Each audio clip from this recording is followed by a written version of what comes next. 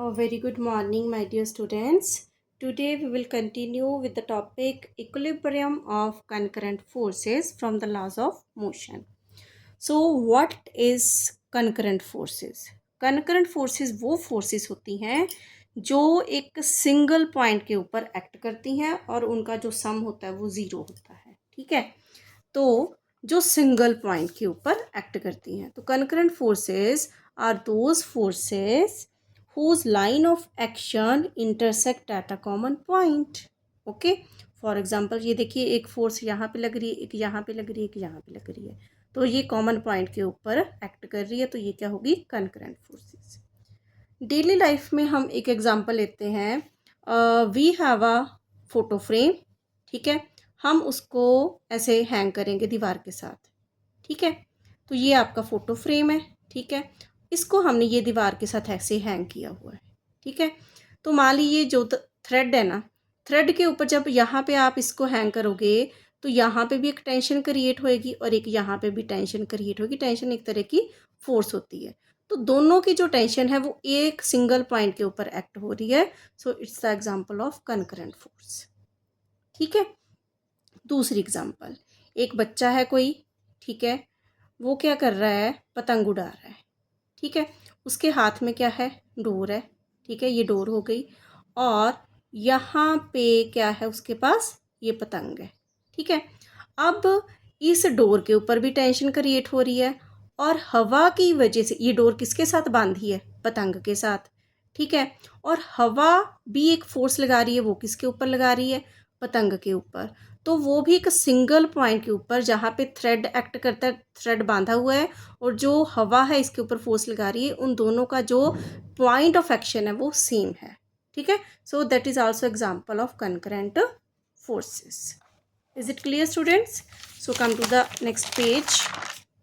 अब देखो, इसको हमने प्रूव करना है कि the sum of the forces, concurrent forces is equal to zero. कैसे? A body is said to be in equilibrium. Equilibrium means balance position, जिसको हम बोल सकते हैं. ठीक है, इसको शॉर्ट फॉर्म में ऐसे लिख सकते हैं, three lines with M. If the vector sum of all the forces acting on a body is zero, तब इक्विलिब्रियम होएगी. ये डेफिनेशन भी आ सकती है, when the body is said to be in equilibrium. ठीक है, when the vector sum of all the forces acting on a body is zero. Consider three concurrent forces F1, F2, F3 acting at the point on the body. Resultant of forces F1 and F2 on the body is given by the diagonal OC of parallelogram OACB. अब ये देखो, मान लो कि ये हमारे पास F1 है, ये F2 है और ये F3 है. अब इसका F1 और F2 का रिजल्टेंट कैसे है? ये वाला हम by using the parallelogram law of vector addition हम ऐसे इसको फाइंड आउट कर सकते हैं. तो ये इसका क्या आ गया? रिजल्टेंट. कौन सा? F1 plus F2. और F3 तो इधर है, ये बिल्कुल एग्जैक्टली क्या है? अपोजिट डायरेक्शन में है. ठीक है, इसका मतलब if the third force F3 is equal and opposite to the resultant of F1 and F2, then अब ये equal and opposite हैं तो F3 क्या होएगा? Negative of F1 plus F2. ठीक है ना? So then the body at a point O will be in equilibrium under the action of all three forces. जब ये इक्विलिब्रियम में कब होगी? जब आपको पता है इनका सम ज़ीरो होगा. तो इसको आप इधर को ले जाओ. ठीक है, F3 ये इधर को आ गया तो F1 plus F2 plus F3 is equal to zero. That is the vector sum of all the forces acting at a point on the body is zero. Is it clear students? ठीक है, एक बार यहाँ से भी समझा देती हूँ. ये देखो, हमारे पास क्या है? दो फोर्सेस हमने ये वाली ले ली, एक F1 ये ले ली और एक F2 ये ले ली, और एक F3 इधर एक्ट कर रही है. ठीक है ना? तो इसका जो रिजल्टेंट है, ठीक है, इन दोनों का हम कैसे फाइंड आउट कर सकते हैं? With the help of parallelogram law of vector addition. ठीक है, तो ये आ गया हमारे पास, क्या आ गया? F1 plus F2. ठीक है, अब ये F1 और F2 प्लस ये रिजल्टेंट और ये F3, ये दोनों क्या है? एग्जैक्टली अपोजिट है. एग्जैक्टली अपोजिट है. ठीक है, इसका मतलब जब ये हमने वो भी पढ़ा था, हमने Newton's third law of motion की जो फोर्सेस होती हैं equal and every action there is equal and opposite reaction. तो ये इधर है, ये इधर है, तो F3 क्या होगी, negative of F1 plus F2। तो आप इसको इधर ले आओ, दोनों क्या बन जाएंगे, F1 plus F2 is equal to 0, या इसको सिंपल क्या लिखोगे, F1 plus F2 plus F3 is equal to 0। ठीक है, ज़रूरी नहीं हम इनका रिजल्टेंट ले रहे हैं, इन दोनों का रिजल्टेंट ले लो आप। इन दोनों का रिजल्टेंट इस तरफ आएगा, जब ये आएगा तो ये इसके अपोजिट आ जाएगा, या इसका और इसका देख लो यहाँ कहीं होगा। ठीक है ना, फिर ये F3 प्लस F2 इसके इक्वल आ जाएगी विद नेगेटिव साइन। क्लियर, तो हमें जो ये इजी लग रहा है तो हमने ऐसे फिगर ड्रॉ कर ली। ठीक है, ये क्या होती है, कनकरेंट फोर्सेस जो सिंगल पॉइंट पे एक्ट करें और इनका जो वेक्टर सम होता है वो इक्वल टू 0। नेक्स्ट है हमारे पास, नेक्स्ट टॉपिक भी बहुत इंपॉर्टेंट है, ये भी basically Newton's third law of motion पे डिपेंड करते हैं। ठीक है, apparent wait of a person in an elevator और लिफ्ट, या इसको बोलते हैं एक्शन रिएक्शन पेयर। ठीक है, इसमें हम डिफरेंट केसेस देखेंगे। तो जैसे आप लिफ्ट में जाते हो, लिफ्ट ऊपर को जाती है या नीचे को आती है, तो आपका वेट आपको क्या फील होता है। ठीक है, या लिफ्ट है वो यूनिफॉर्म मोशन में है, या एक्सेलेरेशन ज़्यादा है या ग्रेविटी ज़्यादा है, ये सारे केसेस हम इसमें देखेंगे। ठीक है, अब लिफ्ट की जगह आप एक सिंपल एग्जांपल ले सकते हो, जैसे आप मेला देखने जाते हो ना, फेयर पे जाते हो कहीं पे, तो वहाँ पे एक वो नहीं झूला होता, कितना बड़ा सा ड्रम सा होता है ना, ऐसे ड्रम होते हैं। ठीक है, ऐसे होते हैं ना, तो यहाँ पे बैठे होते तो ये ऐसे ऐसे घूमता है।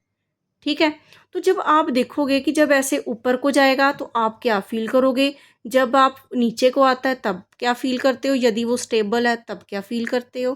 ठीक है, ये सारी जो एग्जांपल्स है सिंपल लिफ्ट के साथ भी हम इसको कोरिलेट कर सकते हैं।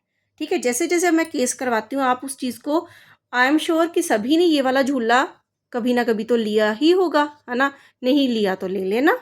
ठीक है, तो आप उस चीज़ को ऑब्जर्व करना कि क्या होता है। ठीक है, अब देखते हैं अपरेंट वेट। वैसे अपरेंट का मतलब क्या होता है, अपीयर, जो हमें दिखाई देता है। ठीक है, apparent wait of a person in an elevator और लिफ्ट, हमें लिफ्ट के अंदर हमारा वेट क्या दिखाई देता है, एक्चुअली में कुछ और होता है और दिखाई कुछ और देता है। ठीक है ना, तो देखते हैं। Consider a man of mass m, एक मैन है जिसका मास m है, standing on A weighing machine placed in the lift. Lift के अंदर, क्योंकि हम इस चीज़ को ऑब्जर्व कैसे हमें पता चलेगा, फील तो होएगा, पर एक्सपेरिमेंट यदि करना हो तो हम क्या करेंगे, एक लिफ्ट के अंदर जाओ और साथ में वेइंग मशीन ले चलो। पहले रेस्ट में है तो वेइंग मशीन में देखो आपका वेट कितना है, फिर यदि लिफ्ट ऊपर जा रही है या नीचे जा रही है उस हिसाब से अपना वेट मेज़र कर सकते हो। तो आपको पता चलेगा कि कभी आप हैवी फील होगा आपको, कभी आपको लाइट फील होगा। ठीक है, तो consider a man of mass m standing on a weighing machine placed in the lift. ठीक है, सो जब वो सिंपल खड़ा है तो उसका जो ट्रू वेट है, ट्रू वेट इंसान का, मैन का क्या है, mg। ठीक है, हमने यही पढ़ा है, w क्या होता है, mass into acceleration due to gravity. ठीक है, यही असली वेट होता है ना। तो weight of man acting vertically downward through the centre of gravity G of man, और जब हम खड़े भी हैं, धरती के ऊपर भी खड़े हैं, तो नीचे की तरफ हमारा सेंटर ऑफ ग्रेविटी लग रहा है। ठीक है, it acts on weighing machine which offers a reaction. अब हम अर्थ पे ऊपर खड़े हैं तो नीचे की तरफ एक हमारे फोर्स लग रहा है mg, और ऊपर की तरफ एक नॉर्मल रिएक्शन लगता है r। कौन सा, r। जैसे मान लो ये जो मेरी बुक है ना, ये टेबल पे ऊपर स्टैंडिंग खड़ी है। ठीक है, अब ये जो बुक है नीचे की तरफ एक्ट कर रही है mg फोर्स, और ऊपर की तरफ रिएक्शन लग रहा है एक, तभी तो एक्शन हमने बोला था ना, Newton's third law of motion क्या है कि वो हमेशा पेयर्स में एग्जिस्ट करता है। ठीक है, इसका मतलब ऊपर की तरफ भी एक रिएक्शन लग रहा है, उसी वजह से ये जो नोटबुक है ये स्टेबल है। यदि इसमें कुछ चेंज हुआ, आर बड़ा हुआ या mg बड़ा हुआ, तो नेचुरली इसमें भी चेंज आएगा। यदि ये दोनों अपने आप में इक्वल एंड अपोजिट हैं तो इस ऑब्जेक्ट को कोई भी ऐसे, मतलब स्टैंडिंग है तो स्टैंडिंग ही रहेगी, मतलब स्टेबल है तो स्टेबल ही रहेगी। ठीक है, समझ में आई एग्जाम्पल। तो आप देखो अब क्या करते हैं हम इसमें, पहला केस हमने रिलेशन देखना है r और एम जी का। पहला, when the lift is at rest. अब लिफ्ट क्या है, रेस्ट में है, ठीक है। आप कहीं मॉल में चले जाओ, वहाँ पे लिफ्ट वगैरह मिलती है ना, तो लिफ्ट में आप ऐसे खड़े हो तो लिफ्ट अभी रेस्ट में है, ठीक है।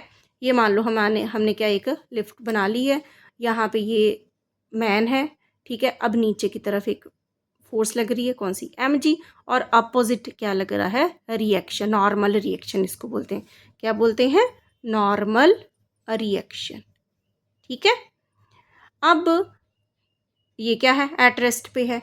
जब रेस्ट पे है तो वेलोसिटी ज़ीरो, ठीक है ना। रेस्ट पे है तो वेलोसिटी क्या होती है, ज़ीरो। वेलोसिटी ज़ीरो होगी तो नेचुरली एक्सेलरेशन भी ज़ीरो होगा, क्योंकि एक्सेलरेशन क्या होता है, d v upon d t. V zero तो एक्सेलरेशन भी ज़ीरो। यदि एक्सेलरेशन ज़ीरो होते, मास इंटू एक्सेलरेशन, फोर्स भी ज़ीरो होएगी। तो इसके ऊपर जो external force F is equal to m a लग रही है, एफ क्या है, is equal to m a. ये किसके इक्वल है, ये चीज़ आपको ये चीज़ समझनी पड़ेगी, ठीक है। अब ये जो है ऊपर की तरफ है, ये नीचे की तरफ है, और लिफ्ट क्या है, रेस्ट पे है। तो एक दोनों ये एक दूसरे के अपोजिट हैं, ठीक है। इसका मतलब आर प्लस, या तो आप इसको पॉजिटिव में ले लो, इसको नेगेटिव में ले लो, ठीक है ना, क्योंकि ये रेस्ट पे है। तो आर प्लस, इसको मैं नेगेटिव में ले लिया, minus M g, R minus M g, ये किसके इक्वल है, एफ के इक्वल। तो एफ क्या है हमारे पास, ज़ीरो, ठीक है ना। तो एफ क्या है, ज़ीरो। इसका मतलब आर किसके इक्वल आ गया, zero is equal to R minus M g, R is equal to m g. Means ये दोनों क्या है, इक्वल हैं, ठीक है। Therefore machine will record the true weight of a man. इसका मतलब जब रेस्ट पे है तो जो वेइंग मशीन है वो उसका एग्जैक्ट वेट, यदि वो 50 kg का होगा तो 50 kg ही शो करेगी। इसका मतलब apparent weight is equal to actual weight. जो उसका 50 kg है तो अपीयर भी हमें 50 kg ही होएगा। तो ये आपका फर्स्ट केस है। MCQ में भी इनमें से क्वेश्चन डाले जाते हैं, ध्यान में रखना इस चीज़ को, ठीक है। सेकेंड केस देखते हैं। When lift is moving up और down with uniform velocity means constant velocity. चाहे वो अपवर्ड हो चाहे वो डाउनवर्ड हो, पर वेलोसिटी क्या है, यूनिफॉर्म। यदि वेलोसिटी यूनिफॉर्म है मीन्स कांस्टेंट है। यदि वेलोसिटी कांस्टेंट है तो एक्सेलरेशन क्या होता है, d v upon d t. और आपको पता है कि जो कांस्टेंट होता है उसका डेरिवेटिव क्या होता है, ज़ीरो। तो इसका मतलब यहाँ पे भी एक्सेलरेशन ज़ीरो हो गया। एक्सेलरेशन ज़ीरो हो गया means F is equal to zero हो गया। एफ क्या है, एम ए, मीन्स ये भी ज़ीरो हो गया, ठीक है। अब चाहे ये ऊपर की तरफ है या नीचे की तरफ है, तो आप सिंपली क्या लिख सकते हो, R minus M g is equal to zero, that is R is equal to m g. Again apparent weight is equal to actual weight, कि मतलब जो वेइंग मशीन में आपको जो एक्चुअली वेट होएगा वही आपको दिखाई देगा। दोनों केसेस में आपने ये चीज़ ध्यान रखनी है। When the machine is at rest or the machine or lift is moving with uniform velocity upward or downward, then the actual weight is equal to the apparent weight. Is it clear? Next, third case. When the lift moves up with acceleration A.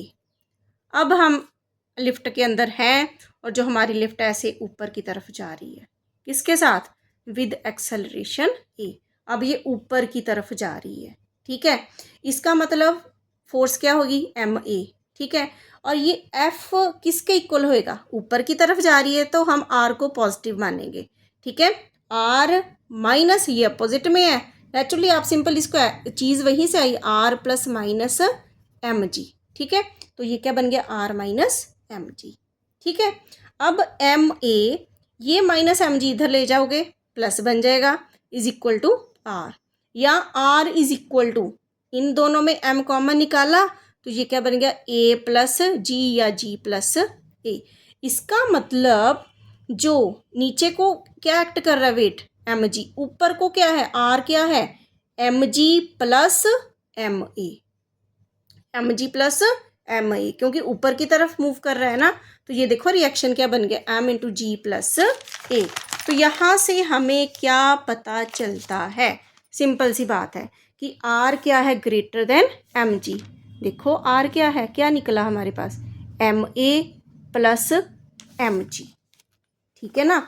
तो अब mg में ma कुछ add हो रहा है, इसका मतलब r की वैल्यू mg से बड़ी हुई ना, mg से। या आप एग्जाम्पल लेके देख लो, मान लो r मान लेते हैं, हम 10 ले लेते हैं, ठीक है, समझाने के लिए। m में आप मान लो दोनों का जो प्रोडक्ट है वो 6 ले लो और ये 4 ले लो, तो ये 10 4 से बड़ा है ना, तभी 6 + 4 10 हुए ना, इक्वेशन को इक्वेट किया। तो r किससे बड़ा हुआ? mg से। मीन्स ये जो रिएक्शन है mg से बड़ा है। Therefore man feels that his weight has increased. उसको क्या लगेगा कि उसका वेट क्या है, बढ़ रहा है, जब वो ऊपर की तरफ जाएगा। तो यही चीज़ आप वहाँ पे देखना झूले पे, जब आप यहाँ पे होंगे, जब ऐसे झूला घूमेगा तो आप ऐसे ऊपर की तरफ जाओगे तो आपको अपना वेट क्या फील होगा, बढ़ा हुआ फील होएगा, ठीक है। और जो विंग मशीन है वो भी उस वक्त जब लिफ्ट ऊपर की तरफ जाती है, तो यदि उसका वेट 50 kg होगा तो वो 52 53 कुछ ऐसा शो करेगी, ठीक है। Next case 4, when the lift moves down with acceleration a। अब ये नीचे की तरफ आ रहा है, क्या आ रहा है, नीचे की तरफ। मीन्स मान लो झूला अब कैसे आ रहा है, यहाँ पे ऐसे नीचे की तरफ आ रहा है, तब आपको कैसे फील होगा, ठीक है। अब देखो यहाँ पे फिर एफ क्या है, मास इनटू एक्सेलरेशन। तो एफ किसके, अब ये नीचे की तरफ आ रहा है, ठीक है, तो हम एम जी पहले लेंगे, आर नेगेटिव में लेंगे, ठीक है। नीचे की तरफ आ रहा है तो एम जी माइनस आर, ठीक है। तो अब आर क्या होगा हमारे पास, ठीक है, ये देखो एफ क्या है हमारे पास, अब एम जी माइनस आर। तो हमें आर चाहिए, आर को आप इधर ले आओ, ये प्लस बन जाएगा, ये क्या बन जाएगा, एम जी, इधर आ गया एफ। अब एफ हमारे पास क्या था, मास इनटू एक्सेलरेशन, तो ये पुट कर दो, m g minus m a. तो आर क्या आ गया, एम जी माइनस ए, ठीक है। इसका मतलब ये देखो आर क्या है, m g minus m a, इसका मतलब आर लेस देन है एम जी से। अब यहाँ पे मैं सिंपल एग्जांपल लेके देखती हूँ, ये लो आर की वैल्यू ले लो 10, फिर ले लेते हैं, ठीक है। अब ये इक्वल तो तभी होगा ना यदि मैं यहाँ पे लिखूँगी 12 माइनस 2। 12 माइनस 2 क्या होगा, 10। तो 10 10 तभी इक्वल होएगा ना, इक्वेशन तो तभी इक्वल होंगी। तो यहाँ से ये पता चलता है कि जो आर है 10 है, ये 12 है, मीन्स आर एम जी से छोटा है। ऊपर को जो रिएक्शन लग रहा है वो एम जी से छोटा है, लेस देन है। तो क्या फील होगा, the man feels that his weight has decreased. उसका जो वेट है 50 kg था, अब उसको फील होगा 47 48 के करीब फील होगा। क्लियर हुआ बच्चे? तो ये केसेस इंपॉर्टेंट है और इंटरेस्टिंग भी है, ठीक है। Next case 5, when the lift falls freely. अब जो लिफ्ट है वो मान लो खराब हो गई है और फॉल्स फ्रीली, कैसे, ए इज इक्वल टू जी, ठीक है, फॉल्स फ्रीली। तो एक्सेलरेशन और ग्रेविटी आपस में इक्वल हो जाती हैं। तो एफ क्या है, अब क्योंकि है नीचे की तरफ जा रही है, ठीक है ना, नीचे की तरफ जा रही है, तो हम क्या लेंगे, m g minus R. Clear. अब एफ क्या है, एम जी माइनस आर। अब हमें क्या चाहिए, हमने तो रिएक्शन निकालना है ना, तो हमारे पास क्या केस है, ये देखो, फिर यहाँ पे करवाती हूँ आपको। एफ क्या है, again m g minus R. अब इस आर को इधर ले आओ, ये प्लस बन जाएगा ना, और ये क्या बन गया, m g minus F. F क्या है हमारे पास, एक्सेलरेशन। एफ क्या होता है, मास इनटू एक्सेलरेशन, तो m g minus m a. पर जब अब लिफ्ट फ्रीली फॉल कर रही है तो ए किसके बराबर है, जी के बराबर। तो हम क्या लिखेंगे, एम जी माइनस ए की जगह क्या लिखेंगे, m g. M g minus M g क्या हो गया, ज़ीरो। तो रिएक्शन क्या हो गया, ज़ीरो।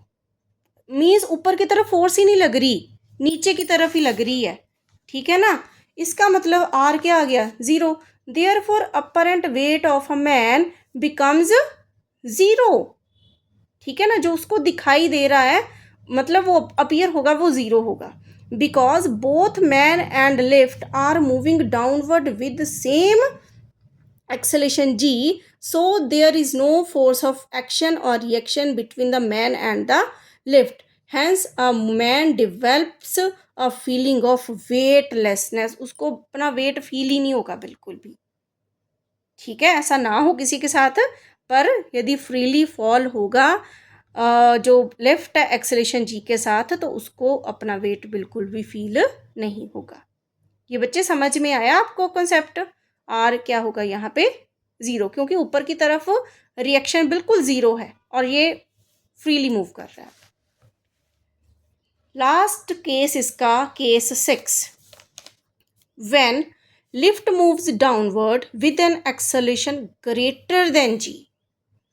ठीक है, अब केस पहला हमने क्या किया था, A is equal to G. अब जो लिफ्ट है वो डाउनवर्ड ही मूव कर रही है एक्सेलेरेशन ए के साथ, पर जो ए की वैल्यू है वो जी से बड़ी है। अब क्या होगा देखते हैं। If a greater than g, that is if the lift is made to move down vertically with an acceleration a which is greater than g, then person will experience a negative reaction. कैसे?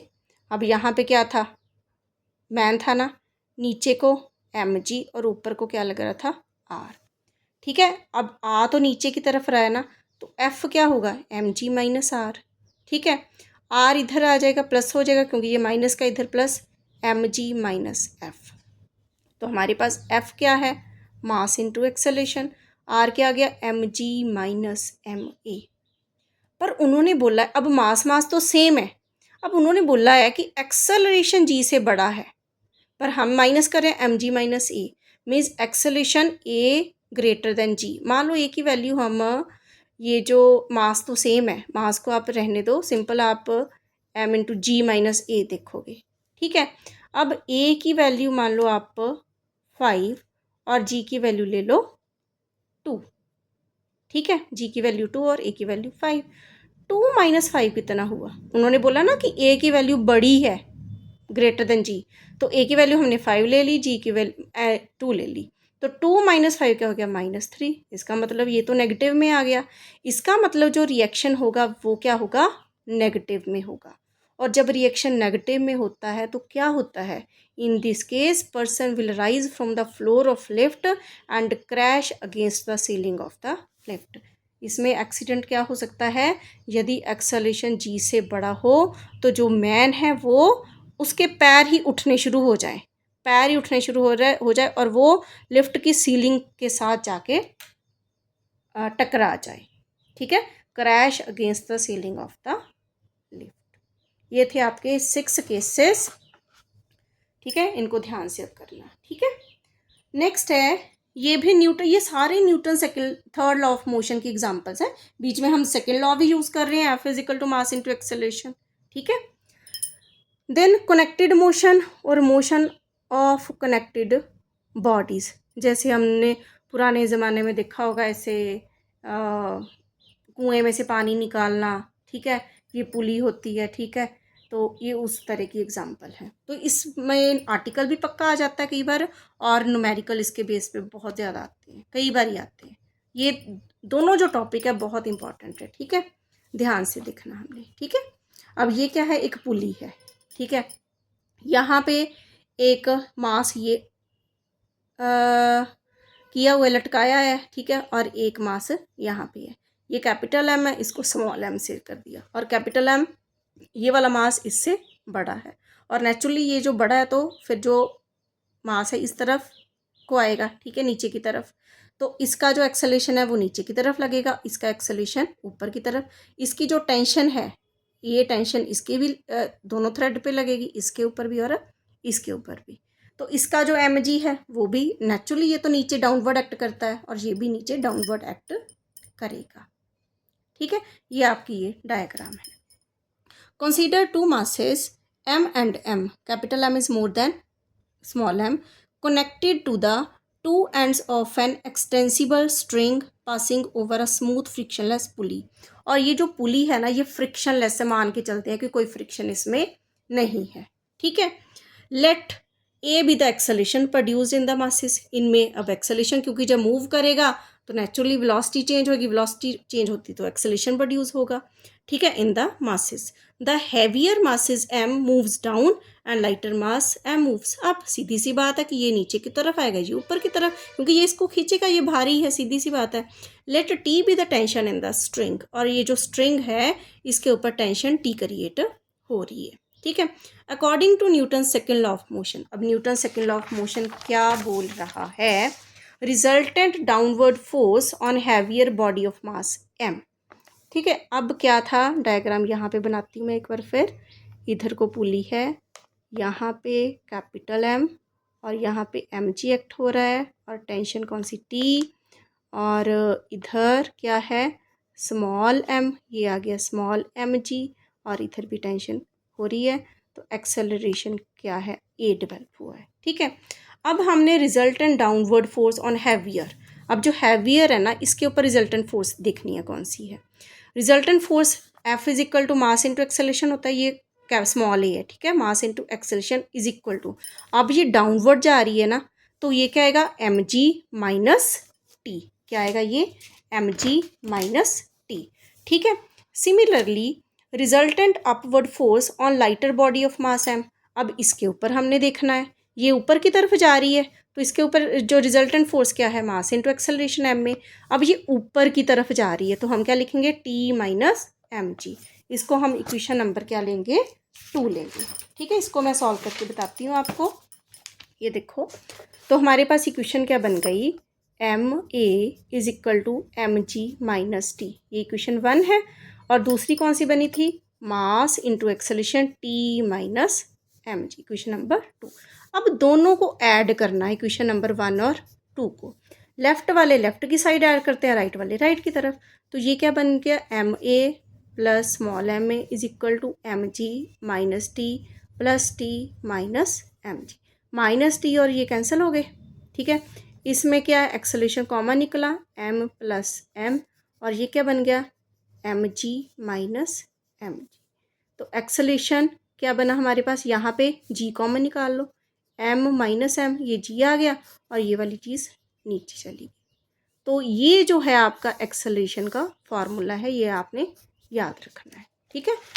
इसको simple आप कैसे लिख सकते हो, m minus m और m plus m, ये acceleration का formula you have to remember, कई बार न्यूमेरिकल्स आ जाते हैं, ठीक है। दोनों मासेस दिए होंगे, जी की वैल्यू हमें पता होती है, तो फाइंड द एक्सेलरेशन, ठीक है।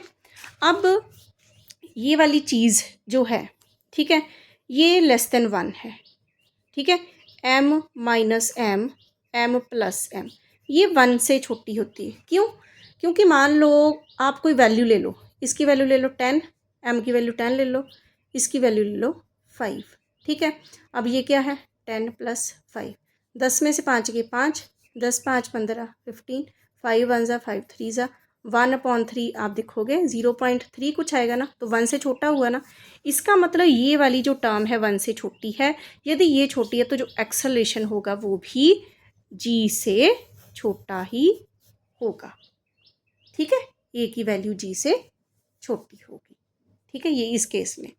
अब हमने टेंशन निकालनी है, जो टेंशन इनके ऊपर फोर्स लग रही है वो कैसे निकालेंगे, ये जो हमारी दो इक्वेशंस थी ना, ये वाली 1 और 2, अब इनको डिवाइड करना है, हमने क्या करना है डिवाइड करना है, तो कैसे करेंगे 1 डिवाइडेड बाय 2, 1 क्या थी m a upon small m a, इधर क्या था m g minus T upon T minus M G, ठीक है।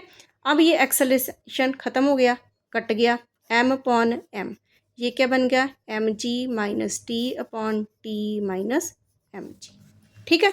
अब आप इसको क्रॉस मल्टीप्लाई कर सकते हो, क्रॉस मल्टीप्लाई, इसको इसके साथ कर दो, ये क्या बन गया m को t के साथ किया एम टी, फिर माइनस है ये कर दिया m capital M g is equal to, अब इसको कर दो small m capital M g, ये क्या बन गया माइनस m टी, ठीक है। अब ये जो नेगेटिव है ना इसको इधर ले आओ, एम टी ये क्या बन जाएगा प्लस एम टी, और एम एम जी, और ये भी एम एम जी है, ये माइनस का इधर जाके क्या बन गया एम एम जी, ठीक है। तो क्या हमारे पास बन गया एम टी, यहाँ पे टी कॉमन आ गया, m plus m is equal to m m g, ये क्या बन गया 2 एम एम जी, तो हमारे पास टेंशन क्या आ गई, 2m upon m plus m और g को ऐसे साइड में लिख दिया। तो ये क्या आपका फॉर्मूला बन गया टेंशन का। ठीक है, ये दोनों फॉर्मूले आपने टेंशन और एक्सेलरेशन के याद करने हैं। ठीक है, यही चीज़ हमने यहाँ पे की है, देख लो। एडिंग 1 and 2, ऐड किया इनको, टी कैंसिल हो गया, ए कॉमन है, m plus m into a is equal to m minus m, ये g आ गया, ये आ गई एक्सेलरेशन की वैल्यू। ठीक है, अब ये लेस देन 1 है तो a is equal to also less than g। अब dividing equation 1/2 means capital M a upon small m a is equal to mg minus T upon T minus M g. Acceleration ये cancel हो गया, ये चीज़ आ गई। फिर हमने क्या किया, क्रॉस मल्टीप्लाई कर लिया। ठीक है, ध्यान से देख लो। फिर क्या किया हमने, क्रॉस मल्टीप्लाई कर दिया, ये mt इसको मल्टीप्लाई किया, इसको मल्टीप्लाई किया, ये mt इधर आ गई, इसको इधर ले आए, ये 2mg बन गया। यहाँ से हमने t की वैल्यू निकाल ली। तो ये आपका रिक्वायर्ड एक्सप्रेशन आ गया। ठीक है, टेंशन का। ठीक है, ये पुली वाला क्वेश्चन आर्टिकल न्यूमेरिकल्स आते हैं। सो ये था आज का लेक्चर आपका। ठीक है, यदि आपको कोई भी प्रॉब्लम है तो आप कमेंट करके पूछ सकते हैं। तो प्लीज़ स्टूडेंट, जो भी मेरी वीडियो देख रहे हैं तो मेरे चैनल को लाइक भी किया करो, कमेंट भी, तभी मोटिवेशन मिलती है आगे करने की। ठीक है, कमेंट भी, लाइक भी, शेयर भी करो अपने फ्रेंड्स के साथ यदि है तो। Okay then, thank you, bye bye, take care.